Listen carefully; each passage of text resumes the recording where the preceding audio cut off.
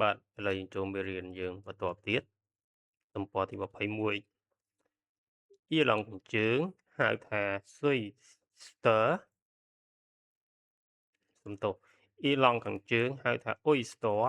មានរាជមានរដ្ឋរាជធានីបែលហាលមានដែនដី6រួមបញ្ចូលគ្នាជាទឹកដីអាណានិគមអង់គ្លេសមានប្រជាជនមួយភាគធំជានិគមជនមកពីប្រទេសអង់គ្លេសចំណែកប្រជាជនដើមកំណើតអ៊ីឡង់ប្រកាន់សាសនាកាតូលិកបានរងនៅការឈឺចាប់ដោយសារការរើសអើងអ្នកកាន់សាសនាពីពួកប្រូតេប្រូតេស្តង់នៅទសតវត្សទី60និង70មានទោសបាតកម្មយ៉ាងខ្លាំងរហូតដល់មានអំពើហិង្សាដោយមានរបួសនិងស្លាប់ក្រោមការបង្ក្រាបពីទ័ពអង់គ្លេសចាប់តាំងពីមានវិបត្តិបង្ហូរឈាមនេះមកមានប្រជាជនស្លាប់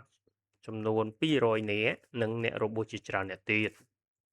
វិបត្តិនៅអ៊ីឡង់ខាងជើងបានធ្វើឲ្យអង់គ្លេសមានការធុញទ្រាន់ខ្លាំង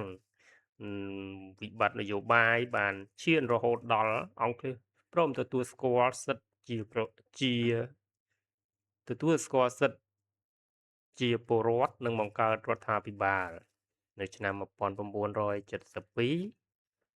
រដ្ឋាភិបាលអង់គ្លេសលុបបំបាត់ស្វ័យភាពអ៊ីឡង់ខាងជើងជាមូលហេតុបណ្ដាលឲ្យកើតអំពើភេរវកម្មគួរឲ្យភ័យខ្លាចមួយនៅឆ្នាំ1984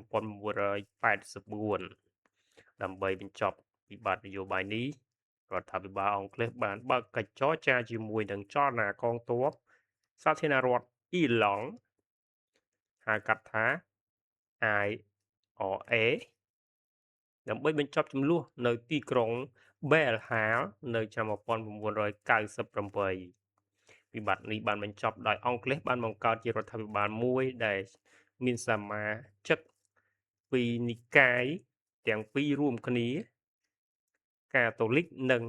ប្រូតេស្តង់